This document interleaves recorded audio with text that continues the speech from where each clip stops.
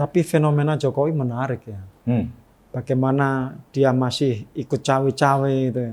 Bagaimana dia masih punya akar di pilkada ini. Bukan cuma pilpres kemarin, di pilkada. Iya, ya itu kan banyak yang sowan tuh. Itu Cakada itu pada sowan. sowan atau videonya diedit pakai AI? Di Jawa Tengah misalnya, kalau Pak Andika bisa jadi gubernur, peluang Pak Andika menjadi calon presiden 2009 terbuka lebar. Karena saat ini PDIP kan nyaris tidak punya calon.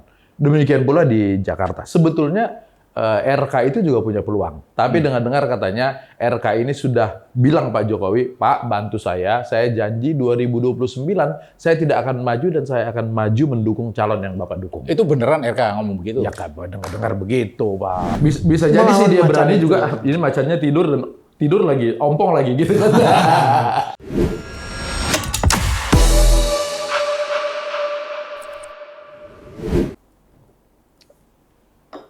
Apa ya? Ini debat pilkada ini lucu-lucu ini. Ternyata di Kabupaten Nganjuk itu, debat pilkada ada calon bupatinya bilang ada produk inovatif. Menjadikan padi menjadi beras. Padi menjadi beras. Dia agak bingung, beras jadi padi apa padi jadi beras, itu bingung. Tapi udah bener kan, berarti dia ngomong padi jadi beras. Iya benar. Tapi kalau beras jadi padi ya. Tapi dia sebut itu sebagai produk baru. Oh, teknologi inovasi. Ada lagi Sebagai produk inovasi. barunya. Apa? Berambang atau bawang lah ya, bahasa Indonesia itu bawang. Bawang merah. Bawang jadi berambang goreng. Inovatif juga. Kalau tanpa digoreng inovatif. Tapi kalau pakai digoreng ya inovasi. Ya, butuhkan inovasi penggorengan tadi. Iya. Emang banyak lucu-lucu lah ya. Pilkada 2024 ini ya. Lucu-lucu debatnya itu. Tapi walaupun banyak kita yang lucu, menurut kita ini aneh banget sih orang di calon nih. Belum tentu loh. Nanti kita lihat sama-sama. Yang dibikin lucu-lucu itu apakah mereka ternyata menang. Atau sengaja dilucu-lucuin. Supaya menang. Supaya populer. Supaya viral. Ya, jangan-jangan orang juga bukan nonton debat, bukan lihat isinya, kontennya apa. Tapi, ini ibu ini yang kemarin viral nih. Coblos gitu kan. Tapi memang faktanya kan untuk menonton debat itu persentasenya kan masih di bawah 5%. Ya, artinya manfaat dari debat kepada orang memilih atau tidak itu masih nggak terlalu ya, banyak. mungkin benar. Ya. Lebih ngomong soal yang penting rame, yang penting rame. Ya, tapi kita lihat dulu lah kelucuan-kelucuan dalam debat pilkada ini 2024. MOU dengan pelaku usaha tani sebagai juga penjamin, dan yang ketiga saya akan membuat produk baru seperti berambang, kita buat berambang goreng dan sebagainya. Beras akan kita buat menjadi padi menjadi beras. Saya kira itu. Digitalisasi. Kita nanti ke depan tidak boleh lagi membedakan antara perempuan dan wanita. Sudah tadi dibilang kesetaraan gender. Tidak boleh lagi membedakan antara perempuan dan wanita.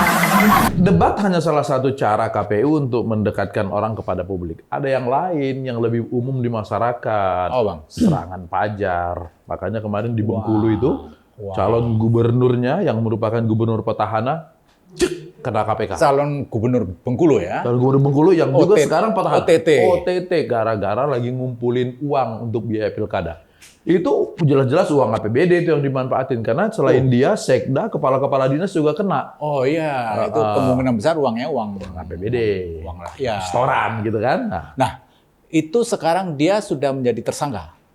Sudah tersangka, tapi belum, kalau bahasa KPK-nya kan belum inkrah secara hukum.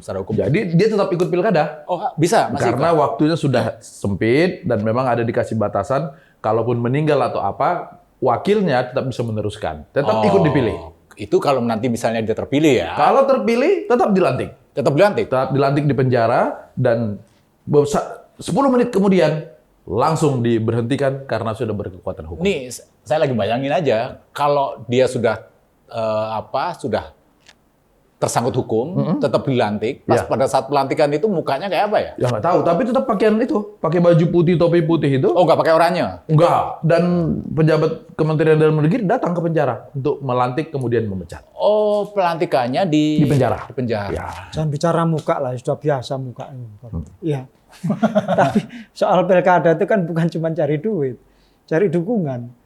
Mendukung perang dukungan ini, bahkan seorang mantan presiden kita itu bisa turun gunung untuk mendapatkan dukungan. Gitu. Lihat di Jawa Tengah dan Jakarta ini. Saya bukan ngomong DKI lah ya, ngomong Jakarta ini ya. Jawa Tengah dan Jakarta ini jadi ajang pertarungan yang sangat sengit ini buat mantan kita itu tadi ya. Itu dia Jokowi akan belain Jawa Tengah dan Jakarta. Nah, kenapa dua provinsi ini? Ini dua provinsi yang sangat penting kan. Jawa Tengah itu disebut sebagai kandang banteng. Oh ya. Kalau Jokowi bisa memenangkan itu, berarti dia secara kedikdayaannya bisa lebih dikdaya daripada Megawati yang mempunyai kandang banteng. Kalau di Jakarta, dia akan berhadapan dengan rival politiknya yang paling gres ini. Anies Baswedan. Anies Baswedan. Ya, Pak Anies juga sering bilang bahwa dia akhirnya menunjukkan pemilihan atau memilih salah satu calon karena dia melihat bahwa Pak Jokowi juga turun gunung di Jakarta. Makanya Pak Jokowi ke RK, dia kemudian memilih pasangan Pram dan Bagdul. Waktu itu si RK ini kan menyatakan bahwa Jokowi akan kampanye di hari terakhir di Jakarta. Tapi kok ujung-ujungnya tidak nongol sama sekali ya? Karena kampanye terakhir itu kan serentak di seluruh Indonesia. Oh, di hari yang sama juga. Di hari yang sama. Makanya Pak Jokowi ternyata harus memilih di Jawa Tengah. Mungkin dia mikir Jawa Tengah, di Jakarta masih ada peluang kalau ternyata 2 putaran, nanti di putaran kedua baru dia ngegas. Sementara di Jateng tuh selesai. Satu apalagi kali. Siapa yang menang? Apalagi cuma 2 kandidat kan? Cuma 2. Jadi aturan juga. Di daerah memang selain Jakarta itu siapa yang menang ya sudah menang. Kalau di Jakarta kan harus 50+1 baru bisa menang. Artinya potensi 2 putaran. Ya. Tapi fenomena Jokowi menarik ya. Bagaimana dia masih ikut cawe-cawe itu. Bagaimana dia masih punya akar di pilkada ini. Bukan cuma pilpres kemarin, di pilkada. Iya, ya itu. Kan banyak yang sowan tuh. Itu Cakada itu pada sowan atau videonya diedit pakai AI? Sowan ya? Sowan. Sowan masa pakai AI. Soalnya omongan Pak Jokowi, saya memilih ini. Ya, semua disebut gitu. Bukan boleh. Saya titip ini, saya titip. Nah, gitu, saya titip. Pak Gofur, Pak Firosa, saya titip Kabupaten Lamongan. Boleh balik gitu. Jadi kiri kanan kirian gitu. Pak Jokowi kurir. Mas, paket. Ya bukan. Maksudnya titip Kepada rakyat. Titip masa depan rakyat. Jokowi ini kan negarawan. Dia menitipkan nasib bangsa ini gitu loh. Tapi wajar sih dia masih berpikir bahwa dia masih punya pengaruh. Intuisinya 80% tingkat kepuasan kepada approval Jokowi. rating. Apa bahasanya Pak? Approval rating. Bapak udah kayak pengamat politik kalau ngomong approval rating Ya, ini. kena dikit lah, Bang. Iya. Tapi kali ini Jokowi itu lawannya memang nggak main-main. Dia sekaligus melawan dua rival utamanya ya. 2 kiblat. Ibarat orang bertarung tuh kungfu tuh satu kanan satu kiri, dihadapin sendirian. Selain mungkin soal rivalitas ini memuaskan ego ya soal rivalitas. Kayaknya Pak Jokowi juga mikir 2029 deh. Apa yang dia pikir? Dia kan nggak bisa jadi capres. Anaknya kan bisa. Di Jawa Tengah misalnya, kalau Pak Andika bisa jadi gubernur, peluang Pak Andika menjadi calon presiden 2029 terbuka lebar. Karena saat ini PDIP kan nyaris tidak punya calon.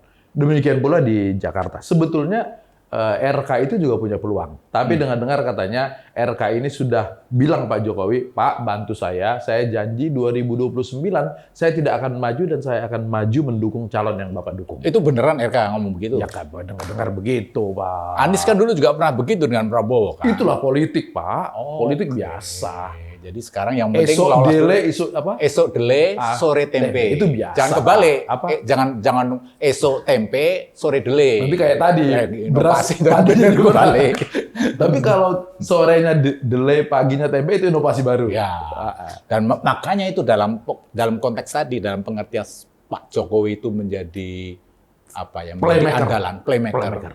Karena ada dua kekuatan Rival tadi itu ya? rivalnya Megawati ini kan ada dua.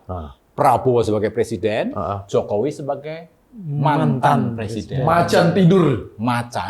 Muncullah. Yang katanya kalau main-main, Anies dukung sana. Hati-hati, bisa membangunkan macan tidur. Itu kata Marwarar Sirait. Tapi itu maksudnya membangunkan macan tidur itu apa? Artinya akan turun kampanye atau kemudian menggunakan kekuasaan untuk kriminalisasi? Bisa nggak? Nah, bisa juga. Ada beberapa kasus. Kan sempat kan isunya yang Hasto akan dikriminalisasi. Iya. Tapi kan Formula E mulai dibongkar lagi. Iya. Itulah makanya intinya macan itu. Macan tidur. Pengertiannya bisa begitu. Saya heran sih, Marwarar ini kan orang PDIP ya. Mantan. Ya, dulunya orang PDIP, sekarang masuk Gerindra. Tapi biasa gitu sih kalau mantan-mantan itu. Begitu pindah ke lain hati, seolah-olah mantan itu jelek aja gitu ya. Oh, mantan selama ini kau adalah duri dalam daging. Tapi kenapa yang disebut itu cuma Anies Baswedan yang membangunkan macan tidur?